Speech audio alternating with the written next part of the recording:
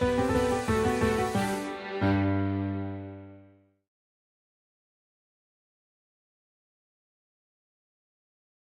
our problem is we put too much trust in the labels, then what is the solution? Well, you can't just say the solution is don't trust the labels. This is the same problem that we got into with weight. We know that the problem that we have is gaining weight, so we're trying to do what we think is the opposite, which is losing weight.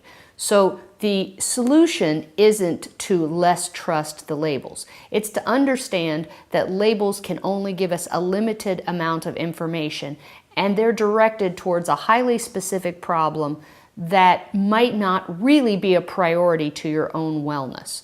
So the big problem with trusting labels is, if we don't trust the labels, then what are we to trust?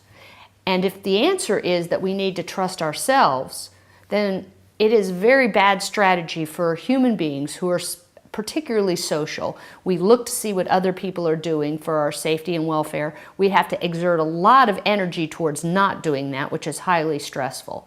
So we really need to find a community of some other like-minded people. So when you're striking out on your own, you have to understand you're really not on your own. And one of the big benefits of the online world today is that you can go out and easily find people who are geographically close to you, who are willing to make an effort to be geographically close to you, or that you can just touch base with frequently online, which is a really big source of support. It decreases your stress level significantly because you feel like you are not in this alone, particularly while you're trying to figure things out.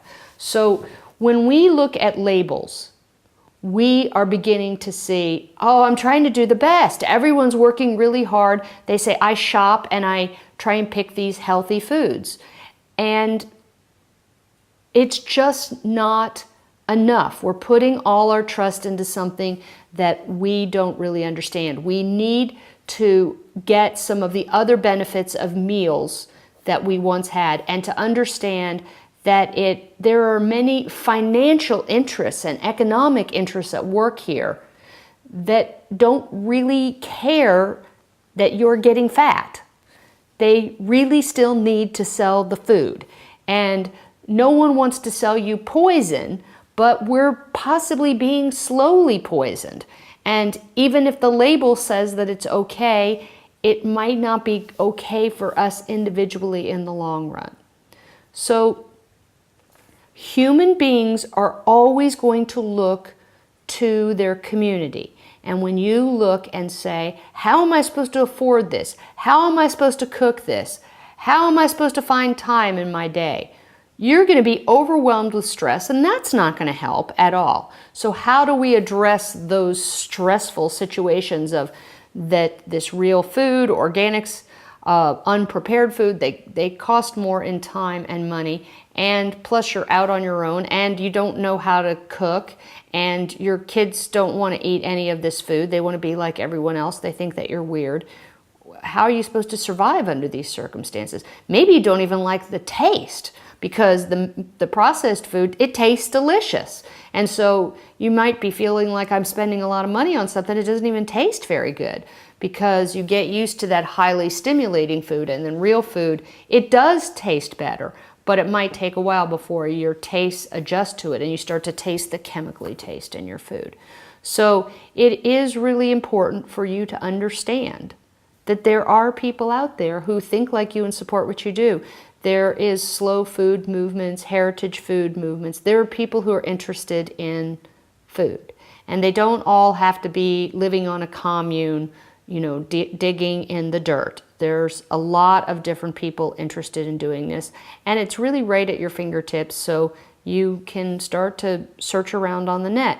Now, I believe that community is so vital, that it's so important, that that's the big reason that we formed Evolutionary Eating Program. It's really helpful to give people information. They need information. You need to be educated, but education isn't enough. We talked about this, is that you can know things, but then you have to practice it.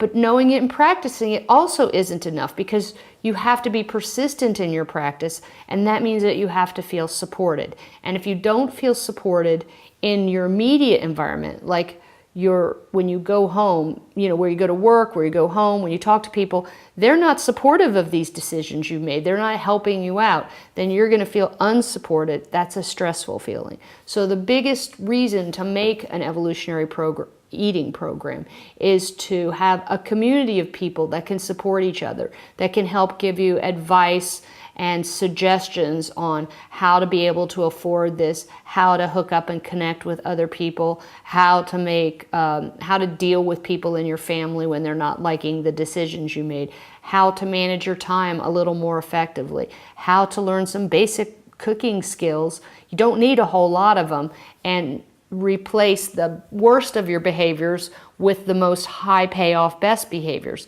I can start to give you that information, but it takes a whole community to make a human being feel supported in doing that. That's really the natural way that we eat food, and we're in a community of where our food is a lot about our overall sense of wellness. And I believe that we're really lacking actually a lot of the sense of celebration from our food that can come when you talk to people about how important gathering together and having a conversation and make an occasion of your food. So you can have your cake and eat it too under those circumstances. There's an expression that you can have your just desserts, and that is supposed to mean, your just desserts mean revenge. But really, these sweets that are treats and special occasions, we need to have a little punctuation between them, because we've made every occasion special, so nothing feels special anymore. But reaching out into a community means making that little bit of extra effort and really embracing our part in the circle of life, of where food was once alive and now it's dead, and we eat food and it makes us alive, and then we die, and we're all part of the circle of life, and all these animals interact with each other, and all these plants interact with each other. Every living thing on the planet Earth, we are all part of the circle of life, and becoming part and feeling your place in it is such a wonderful place to be. And reactivating your self-healing mechanism and your normal weight regulating mechanism, where you're not needing to be on a diet or losing weight, where your emphasis is on eating for wellness, eating for nourishment, sustenance, and celebration. That is a life, a full life, and that should be everyone's goal.